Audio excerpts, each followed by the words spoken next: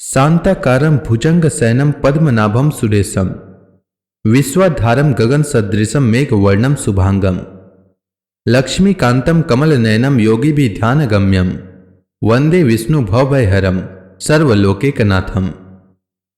मंगलम भगवान विष्णु मंगलम गरुड़ध्वज मंगलम पुंडरीकाक्ष मंगलाय तनोहरि। ओम नमो भगवते वासुदेवाय। आज का दिन आप सभी के लिए मंगलमय हो। आज मैं कार्तिक मास की कथा का 9वां अध्याय सुनाने वाला हूं। शास्त्रों के अनुसार कार्तिक माह में प्रतिदिन स्नान करना चाहिए और भगवान विष्णु, माता लक्ष्मी एवं तुलसी माता की पूजा करनी चाहिए। साथ ही कार्तिक मास महात्म्य की कथा का पाठ अथवा श्रवण करना चाहिए। इससे जन्म जन्मांतर के पाप कर्मों का नाश होता है और घर में सुख समृद्धि का वास होता है। तो आइए श्रवण करते हैं कार्तिक मास महात्म्य की कथा का 9वां अध्याय।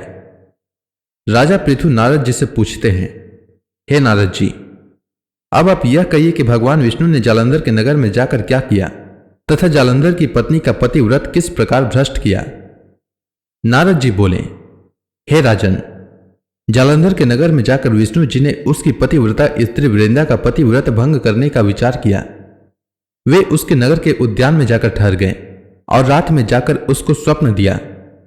वह भगवान विष्णु की माया और विचित्र कार्य पद्धति थी और उसकी माया द्वारा जब वृंदा ने रात में वह स्वप्न देखा कि उसका पति नग्न होकर सिर पर तेल लगाए महिष पर चढ़ा है, वह काले रंग के फूलों की माला पहने हुए है तथा उसके चारों ओर हिंसक जीव हैं, वह सिर मुड़ाए हुए अंधकार में दक्षिण दिशा की ओर जा रहा है, उसने नगर को अपने साथ समुद्र में डूबा हुआ इत्यादि बहुत से स्वप्न देखे। तत्काल ही वह स्वप्न का विचार करने लगी। इतने में उसने सूर्योदय का उदय होते हुए देखा तो सूर्य में उसे एक छिद्र दिखाई दिया तथा वह कांतिहीन था। इसे उसने अनिष्ट जाना और वह भयभीत हो रोती हुई छज्जे, अटारी और भूमि तथा कहीं भी शांति को प्राप्त न हुई। फिर अपनी 2 सखियों के साथ उपवन में गई, वहां भी उसे शांति नहीं मिली। फिर वह जंगल में निकल गई, वहां उसने सिंह के समान 2 भयंकर राक्षसों को देखा जिससे वह भयभीत हो भागने लगी। उसी क्षण उसके समक्ष अपने शिष्यों सहित शांत मौनी तपस्वी वहां आ गए। भयभीत वृंदा उसके गले में अपना हाथ डाल उससे रक्षा की याचना करने लगी। मुनि ने अपनी एक ही हुंकार से उन राक्षसों को भगा दिया। वृंदा को आश्चर्य हुआ तथा वह भय से मुक्त हो मुनिनाथ को हाथ जोड़कर प्रणाम करने लगी। फिर उसने मुनि से अपने पति के संबंध में उसकी कुशल क्षेम का प्रश्न किया। उसी समय 2 वानर मुनि के समक्ष आकर हाथ जोड़कर खड़े हो गए और जो ही मुनि ने भ्रिकुटी संकेत किया त्यों ही वे उड़कर आकाश मार्ग में चले गए। फिर जालंधर का सिर और धड़ लिए मुनि के आगे आ गए। तब अपने पति को मृत हुआ जान वृंदा मूर्छित हो पृथ्वी पर गिर पड़ी और अनेक प्रकार से दारुण विलाप करने लगी। इसके पश्चात उस मुनि से कहा, हे कृपा निधे, आप मेरे इस पति को जीवित कर दीजिए।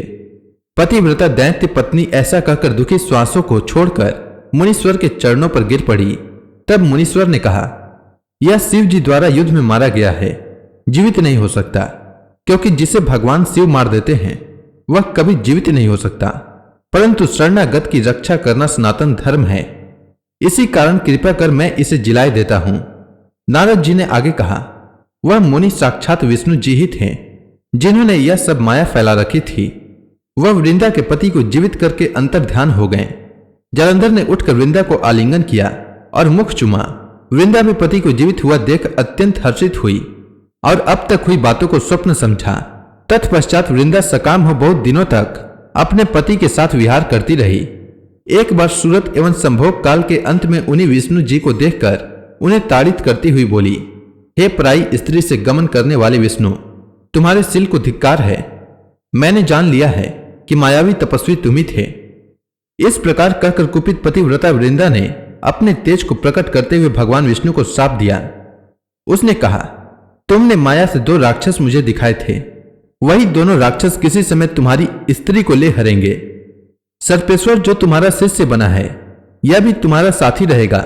जब तुम अपनी स्त्री के विरह में दुखी होकर विचरोगे उस समय वानर ही तुम्हारी सहायता करेंगे। ऐसा कहती हुई पतिव्रता वृंदा अग्नि में प्रवेश कर गई। ब्रह्मा आदि देवता आकाश से उसका प्रवेश देखते रहे। वृंदा के शरीर का तेज पार्वती जी के शरीर में चला गया। पतिव्रत के प्रभाव से वृंदा ने मुक्ति प्राप्त की। तब राजा पृथु ने पूछा, हे नारद जी, इसके बाद युद्ध में क्या हुआ? वह दैत्य जालंधर किस प्रकार मारा गया, कृपया मुझे वह कथा सुनाइए। नारद जी बोले, जब गिरिजा वहां से अदृश्य हो गई और गंधर्वी माया भी विलीन हो गई, तब भगवान ऋषभध्वज चैत्य हो गए। उन्होंने लौकिकता व्यक्त करते हुए बड़ा क्रोध किया और विस्मित मना जालंधर से युद्ध करने लगे। जालंधर शंकर के बाणों को काटने लगा, परंतु जब काट न सका तब उसने उन्हें मोहित करने के लिए माया की पार्वती का निर्माण कर अपने रथ पर बांध लिया। तब अपनी प्रिया पार्वती को इस प्रकार कष्ट में पड़ा देख लौकिक लीला दिखाते हुए शंकर जी व्याकुल हो गए। शंकर जी ने भयंकर रौद्र रूप धारण कर लिया। अब उन्हें रौद्र रूप को देख कोई भी दैत्य उनके सामने खड़ा होने में समर्थ न हो सका और सब भागने छिपने लगे, यहां तक कि शुंभ निशुंभ भी समर्थ न हो सके।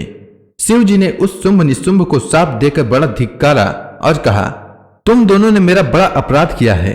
तुम युद्ध से भागते हो, भागते को मारना पाप है। इससे मैं तुम्हें अब नहीं मारूंगा, परंतु गौरी तुमको अवश्य मारेगी। शिव जी के ऐसा कहने पर सागर पुत्र जलंधर क्रोध से अग्नि के समान प्रज्वलित हो उठा। उसने शिव जी पर घोर बाण बरसाकर धरती पर अंधकार कर दिया। तब उस दैत्य की ऐसी चेष्टा देखकर शंकर जी बड़े क्रोधित हुए तथा उन्होंने अपने चरणांगुष्ठ से बनाए हुए सुदर्शन चक्र को चलाकर उसका सिर काट लिया। एक प्रचंड शब्द के साथ उसका सिर पृथ्वी पर गिर पड़ा और अंजन पर्वत के समान उसके शरीर के 2 खंड हो गए। उसके रुधिर से संग्राम भूमि व्याप्त हो गई। शिवाज्ञा से उसका रक्त और मांस महारौरों में जाकर रक्त का कुंड हो गया तथा उसके शरीर का तेज निकलकर शंकर जी में वैसे ही प्रवेश कर गया जैसे वृंदा का तेज गौरी के शरीर में प्रविष्ट हुआ था। जलंधर को मरा हुआ देख देवता और सब गंधर्व प्रसन्न हो गए। अब ब्रह्मा आदि देवता नतमस्तक होकर भगवान शिव जी की स्तुति करने लगे। वे बोले, हे देवादिदेव, आप प्रकृति से परे पार ब्रह्म और परमेश्वर हैं। आप निर्गुण निर्विकार व सबके ईश्वर होकर भी नित्य अनेक प्रकार के कर्मों को करते हैं। हे प्रभु, हम ब्रह्मा आदि समस्त देवता आपके दास हैं। हे शंकर जी, हे देवेश, आप प्रसन्न होकर हमारी रक्षा कीजिए। हे शिव जी, हम आपकी प्रजा हैं तथा हम सदैव आपकी शरण में रहते हैं। नारद जी राजा पृथु से बोले, जब इस प्रकार ब्रह्मा आदि समस्त देवताओं एवं मुनियों ने भगवान शंकर जी की अनेक प्रकार से स्तुति करके उनके चरण कमलों का ध्यान किया, तब भगवान शिव देवताओं को वरदान देकर वहीं अंतर ध्यान हो गए। उसके बाद शिव जी का यशोगान करते हुए सभी देवता प्रसन्न होकर अपने अपने लोक को चले गए। भगवान शंकर के साथ सागर पुत्र जलंधर का युद्ध चरित्र पुण्य प्रदान करने वाला तथा समस्त पापों को नष्ट करने वाला है। यह सभी सुखदायक और शिव जी को भी आनंददायक है। इन दोनों आख्यानों को पढ़ने एवं सुनने वाला सुखों को भोगकर अंत में अमर पद को प्राप्त करता है। इसके बाद राजा पृथु नारद जी से पूछते हैं, हे देवर्षि, कृपया आप अब मुझे यह बताइए कि वृंदा को मोहित करके विष्णु जी ने क्या किया और फिर वह कहां गए। तब नारद जी ने कहा, जब देवता स्तुति कर मौन हो गए, तब शंकर जी ने सब देवताओं से कहा, हे ब्रह्मा आदि देवताओं, जलंधर तो मेरा ही अंश था, उसे मैंने तुम्हारे लिए नहीं मारा है। यह मेरी सांसारिक लीला थी। फिर भी आप लोग सत्य कहिए कि इससे आप सुखी हुए या नहीं। तब ब्रह्मा आदि देवताओं के नेत्र हर्ष से खिल गए और उन्होंने शिव जी को प्रणाम कर विष्णु जी का वह सब वृतांत का सुनाया जो उन्होंने बड़े प्रयत्न से वृंदा को मोहित किया था तथा वह अग्नि में प्रवेश कर परम गति को प्राप्त हुई थी। देवताओं ने यह भी कहा कि तभी से वृंदा की सुंदरता पर मोहित हुए विष्णु उनकी चिता की राख लपेटकर इधर उधर घूमते हैं। अतएव आप उन्हें समझाइए, क्योंकि यह सारा चराचर आपके अधीन है। देवताओं से यह सारा वृतांत सुन शंकर जी ने उन्हें अपनी माया समझाई और कहा कि उसी से मोहित हो विष्णु भी काम के वश में हो गए हैं। परंतु महादेवी उमा, त्रिदेवों की जननी, सबसे परे व मूल प्रकृति, परम मनोहर और वही गिरजा भी कहलाती हैं। अतएव विष्णु को मोह दूर करने के लिए आप सब उनकी शरण में जाइए। शंकर जी की आज्ञा से सब देवता मूल प्रकृति को प्रसन्न करने चले। उनके स्थान पर पहुंचकर उनकी बड़ी स्तुति की। तब यह आकाशवाणी हुई कि हे देवताओं, मैं ही 3 प्रकार से तीनों गुणों से पृथक होकर स्थित सत्य गुण से गौरा, रजोगुण से लक्ष्मी और तमोगुण से ज्योति रूप हूं। अतएव अब आप लोग उन देवियों के पास जाओ तो वे तुम्हारे मनोरथ को पूर्ण कर देंगी। यह सब सुनकर देवता भगवती के वाक्यों का आदर करते हुए गौरी, लक्ष्मी और सरस्वती को प्रणाम करने लगे। सब देवताओं ने भक्ति पूर्वक उन सब देवियों की प्रार्थना की। उस स्तुति से तीनों देवियां प्रकट हो गई। सभी देवताओं ने खुश होकर निवेदन किया। तब उन देवियों ने कुछ बीज देकर कहा, इसे ले जाकर बो दो तो तुम्हारे सब कार्य सिद्ध हो जाएंगे। ब्रह्मा आदि देवता उन बीजों को लेकर विष्णु जी के पास गए। वृंदा की चिता भूमि में डाल दिया। उससे धात्री, मालती और तुलसी प्रकट हुई। विधात्री के बीज से धात्री, लक्ष्मी के बीज से मालती और गौरी के बीज से तुलसी प्रकट हुई। विष्णु जी ने ज्यों ही उन स्त्री रूप वाली वनस्पतियों को देखा तो वे उठ बैठे। कामासक्त चित्त से मोहित हो उनसे याचना करने लगे। धात्री और तुलसी ने उनसे प्रीति की। विष्णु जी सारा दुख भूलकर देवताओं से नमस्कृत हो अपने लोक वैकुंठ में चले। वह पहले की तरह सुखी होकर शंकर जी का स्मरण करने लगे। तो इस प्रकार कार्तिक मास महात्म्य की कथा का 9वां अध्याय पूर्ण हुआ। अब आगे की कथा मैं कल लेकर आता हूं। तब तक के लिए भगवान विष्णु का नाम लेते रहें। तो प्रेम से बोलिए भगवान विष्णु की जय, मां भगवती की जय, शंकर भगवान की जय, लक्ष्मी माता की जय, तुलसी माता की जय, श्री कृष्ण भगवान की जय, समस्त देवी देवताओं की जय।